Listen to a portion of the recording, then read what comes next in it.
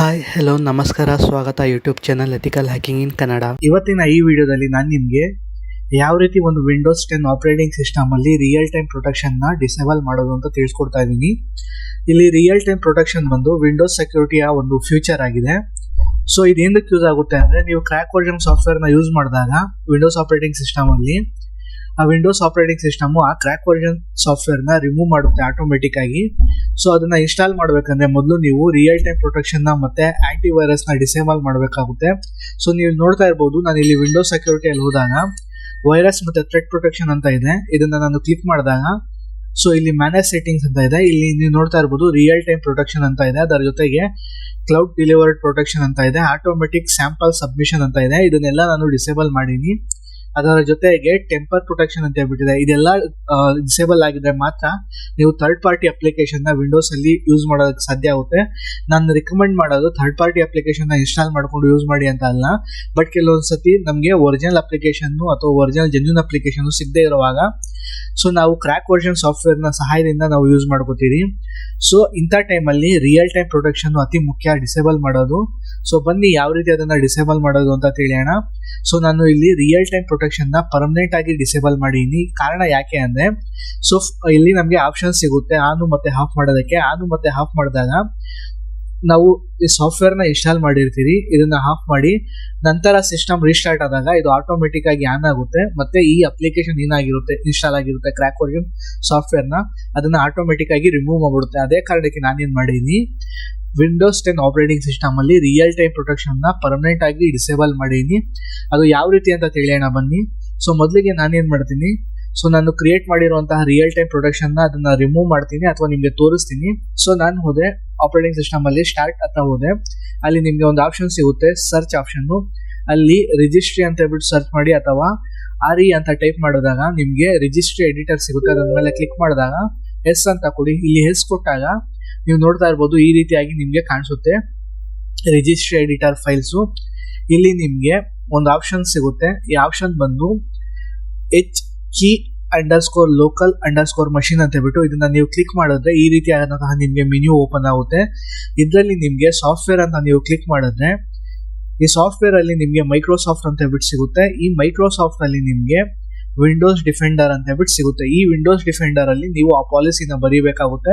So ನೋಡಿ, already ನಾನು ಒಂದು ಪಾಲಿಸಿನ ಬರ್ದಿದ್ದೀನಿ. ಆ ಪಾಲಿಸಿ ಹೆಸರು ಬಂದು ರಿಯಲ್ ಟೈಮ್ ಪ್ರೊಟೆಕ್ಷನ್ ಅಂತ ಹೇಳ್ಬಿಟ್ಟು ಆ ಪಾಲಿಸಿಗೆ ಸೊ ನಾನು ವ್ಯಾಲ್ಯೂ ಕೊಟ್ಟಿದ್ದೀನಿ ಡಿಸೇಬಲ್ ರಿಯಲ್ ಟೈಮ್ ಮಾನಿಟರಿಂಗ್ ಅಂತ ಹೇಳ್ಬಿಟ್ಟು. ಇದನ್ನ ಬನ್ನಿ ಯಾವ ರೀತಿ ಮಾಡೋದು ಅಂತ ತಿಳಿಯೋಣ. ಸೊ ನಾನು ಮೊದಲಿಗೆ ಇದನ್ನ ರಿಮೂವ್ ಮಾಡ್ತಾ ಇದ್ದೀನಿ, ಆಲ್ರೆಡಿ ಕ್ರಿಯೇಟ್ ಮಾಡಿರೋದನ್ನ. ಸೊ ನೀವು ನೋಡ್ತಾ ಇರ್ಬೋದು ನಾನು ರಿಯಲ್ ಟೈಮ್ ಪ್ರೊಟೆಕ್ಷನ್ ನ ಡಿಲೀಟ್ ಮಾಡಿದೆ. ಸೊ ಇವಾಗ ನಾನು ಸೆಟ್ಟಿಂಗ್ಸ್ ಅಲ್ಲಿ ಹೋದಾಗ ಸೊ ನೀವು ನೋಡ್ತಾ ಇರ್ಬೋದು ಇಲ್ಲಿ ನನಗೆ ಆಫ್ ಮತ್ತೆ ಆಪ್ಷನ್ ರೀಸ್ಟಾರ್ಟ್ ಮಾಡಿದ್ರೆ ನನ್ನ ಕಂಪ್ಯೂಟರ್ ನನಗೆ ಆಫ್ ಮತ್ತೆ ಆಪ್ಷನ್ ಸಿಗುತ್ತೆ. ಸೊ ನಾನು ಇದನ್ನ ಬ್ಯಾಕ್ ಬಂದು ಚೆಕ್ ಮಾಡಿದಾಗ ಸೊ ನೀವು ನೋಡ್ತಾ ಇರ್ಬೋದು ಇಲ್ಲಿ ಆಫ್ ಮತ್ತೆ ಆಪ್ಷನ್ ಸಿಗ್ತಾ ಇದೆ. ನಾನೇನಾದ್ರೂ ಈ ರಿಯಲ್ ಟೈಮ್ ಪ್ರೊಟೆಕ್ಷನ್ ಆನ್ ಮಾಡಿದ್ರೆ ಈ ವಿಂಡೋಸ್ ಏನಿದೆ ವಂಡರ್ಶೇರ್ ಫಿಲ್ಮೋರಾ 13 ಅದು ಡಿಸೇಬಲ್ ಆಗುತ್ತೆ, ಮತ್ತೆ ಅದು ಇದಾಗುತ್ತೆ, ಎರರ್ ಆಗುತ್ತೆ ಅಥವಾ ರಿಮೂವ್ ಆಗುತ್ತೆ. ಸೊ ನಾನು ಸ್ಕ್ರೀನ್ ರೆಕಾರ್ಡಿಂಗ್ ಕೂಡ ಮಾಡ್ತಾ ಇರೋದು ಈ ವಂಡರ್ಶೇರ್ ಫಿಲ್ಮೋರಾ 13 ಇಂದಾನೆ. ಅದೇ ಕಾರಣಕ್ಕೆ ನಾನು ಆದಷ್ಟು ಬೇಗ ಇದನ್ನ ಆಕ್ಟಿವ್ ಮಾಡ್ತಾ ಇದ್ದೀನಿ. ಸೊ ಬನ್ನಿ ತಿಳಿಯೋಣ ಯಾವ ರೀತಿ ಅಂತ. ಸೊ ಮೊದಲಿಗೆ ನಾನೇನ್ ಮಾಡಿದೆ, ರಿಜಿಸ್ಟ್ರಿನ ಓಪನ್ ಮಾಡಿದೆ. ಸೊ ನೀವು ನೋಡ್ತಾ ಇರ್ಬೋದು ರಿಜಿಸ್ಟರ್ ಎಡಿಟರ್ ನ ಓಪನ್ ಮಾಡಿದೆ, ಎಸ್ ಕೊಟ್ಟೆ. ಸೊ ಇದರಲ್ಲಿ ನಾನು HKey_local_ ನ ಸೆಲೆಕ್ಟ್ ಮಾಡಿದೆ. ಸೊ ನೀವು ನೋಡ್ತಾ ಇರ್ಬೋದು HKey_local_ ನ ಸೆಲೆಕ್ಟ್ ಮಾಡಿದಾಗ ನನಗೆ ಈ ರೀತಿಯಾದಂತಹ ಒಂದು ಆಪ್ಷನ್ ಸಿಕ್ತು. ಇದರಲ್ಲಿ ನಾನು ಸಾಫ್ಟ್ವೇರ್ ಅಂತ ಹೇಳ್ಬಿಟ್ಟಿದೆ. ಸೊ ಸಾಫ್ಟ್ವೇರ್ ನ ಸೆಲೆಕ್ಟ್ ಮಾಡಿದಾಗ ಇಲ್ಲಿ ನನಗೆ ವಿಂಡೋಸ್ ಡಿಫೆಂಡರ್ ಅಂತ ಹೇಳ್ಬಿಟ್ಟು ಒಂದು ಫೋಲ್ಡರ್ ಸಿಗುತ್ತೆ. ಈ ವಿಂಡೋಸ್ ಡಿಫೆಂಡರ್ ನ ಸೆಲೆಕ್ಟ್ ಮಾಡಿ ಪಾಲಿಸಿ ಮ್ಯಾನೇಜರ್ ಅಂತ ಇದೆ. ಸೊ ನಾನು ವಿಂಡೋಸ್ ಡಿಫೆಂಡರ್ ಮೇಲೆ ಕ್ಲಿಕ್ ಮಾಡಿಕೊಂಡು ಲೆಫ್ಟ್ ಕ್ಲಿಕ್ ಕೊಟ್ಟೆ. ಇಲ್ಲಿ ನ್ಯೂ ಅಂತ ಇದೆ, ನ್ಯೂ ಅಂತ ಸೆಲೆಕ್ಟ್ ಮಾಡಿ ಕೀ ಅಂತ ಕೊಟ್ಟೆ. ಈ ನ್ಯೂ ಕೀಗೆ ನಾನು ರೀನೇಮ್ ಕೊಡ್ತಾ ಇದ್ದೀನಿ. ಆ ಹೆಸರು ಬಂದು ಸೊ ರಿಯಲ್ ಟೈಮ್ ಪ್ರೊಟೆಕ್ಷನ್ ಅಂತ. ಸೊ ಇದು ನಿಮ್ಗೆ ಗೊತ್ತಿರಲಿ ಅಂತ ನಾನು ಆಲ್ರೆಡಿ ಬರ್ದಿದ್ದೀನಿ ನೋಡಿ. ಸೊ ಇದಕ್ಕೆ ನಾನು ನೇಮ್ ಕೊಟ್ಟೆ. ಸೊ ರೀನೇಮ್ ಕೊಟ್ಟೆ ರಿಯಲ್ ಟೈಮ್ ಪ್ರೊಟೆಕ್ಷನ್ ಅಂತ. ಅದಾದ ನಂತರ ಎಂಟರ್ ಕೊಟ್ಟೆ. ಅದಾದ ನಂತರ ಎಂಟರ್ ಕೊಟ್ಟಾಗ ಇದು ಸೇವ್ ಆಗುತ್ತೆ.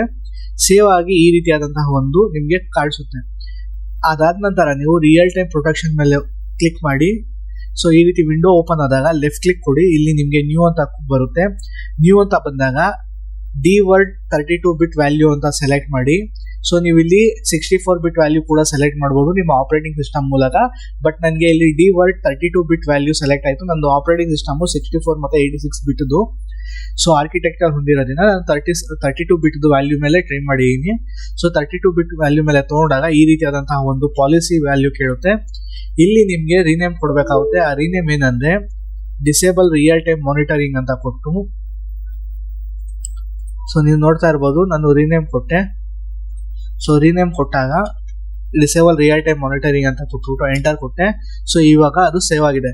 ಯಾವಾಗ ಈ ರೀತಿ ಎರಡು ಸೇವ್ ಆದ ನಂತರ ಇದ್ರ ಮೇಲೆ ಡಬಲ್ ಕ್ಲಿಕ್ ಕೊಡ್ತೀರೋ ನಿಮಗೆ ಈ ರೀತಿಯಾದಂತಹ ಒಂದು ಆಪ್ಷನ್ ಸಿಗುತ್ತೆ. ಸೊ ಇಲ್ಲಿ ನೀವು ನೋಡ್ತಾ ಇರ್ಬೋದು ವ್ಯಾಲ್ಯೂ ಡೇಟಾ ಅಂತ ಹೇಳ್ಬಿಟ್ಟಿದೆ. ಈ ವ್ಯಾಲ್ಯೂ ಡೇಟಾನ ನಾವು ಯಾವಾಗ 1 ಅಂತ ಸೆಲೆಕ್ಟ್ ಮಾಡಿ ಓಕೆ ಕೊಡ್ತೀರೋ so real time production monitor permanent ಆಗಿ ಡಿಸೇಬಲ್ ಆಗುತ್ತೆ. ಸೊ ನೀವು ಇಲ್ಲಿ ಚೆಕ್ ಮಾಡ್ಬೋದು ಸೊ ಆಗಿದೆಯೋ ಇಲ್ಲೋ ಅಂತ. ಸೊ ನೋಡಿ ನಾನು ಸೆಟ್ಟಿಂಗ್ಸ್ ಅಲ್ಲಿ ಹೋಗ್ತಾ ಇದ್ದೀನಿ. ಸೊ ವೈರಸ್ ಮತ್ತೆ ಥ್ರೆಟ್ ಪ್ರೊಟೆಕ್ಷನ್ ಅಲ್ಲಿ ಹೋಗಿ ಮನೆಯಲ್ಲಿ ಹೋದಾಗ ನೀವು ನೋಡಿ ಇಲ್ಲಿ ನನಗೆ ಆನ್ ಮತ್ತೆ ಆಪ್ಷನ್ ತೋರಿಸ್ತಾ ಇಲ್ಲ. ಅಂದ್ರೆ ಇವಾಗ ಪರ್ಮನೆಂಟ್ ಆಗಿ ರಿಯಲ್ ಟೈಮ್ ಪ್ರೊಡಕ್ಷನ್ ಆಗಿದೆ. ಸೊ ಇದು ಆಫ್ ಇರೋದ್ರಿಂದ ನಾನು ಇವಾಗ ಥರ್ಡ್ ಪಾರ್ಟಿ ಅಪ್ಲಿಕೇಶನ್ಸ್ ನ ಯಾವ್ದು ಬೇಕಾದ್ರೂ ಇನ್ಸ್ಟಾಲ್ ಮಾಡ್ಕೊಂಡು ಯೂಸ್ ಮಾಡ್ಕೋಬಹುದು. ಸೊ ಇದು ಥರ್ಡ್ ಪಾರ್ಟಿ ಅಪ್ಲಿಕೇಶನ್ ಇನ್ಸ್ಟಾಲ್ ಮಾಡೋದಕ್ಕೆ ಸೊ ನಾನು ರಿಯಲ್ ಟೈಮ್ ಪ್ರೊಟೆಕ್ಷನ್ ನ ಯಾವ ರೀತಿ ನೀವು ಡಿಸೇಬಲ್ ಮಾಡಬಹುದು ಅಂತ ತೋರಿಸ್ಕೊಟ್ಟಿದ್ದೀನಿ. ವಿಡಿಯೋ ಇಷ್ಟ ಆಗಿದ್ರೆ ಲೈಕ್ ಮಾಡಿ, ಕಮೆಂಟ್ ಮಾಡಿ, ಸಬ್ಸ್ಕ್ರೈಬ್ ಮಾಡಿ. ಧನ್ಯವಾದಗಳು.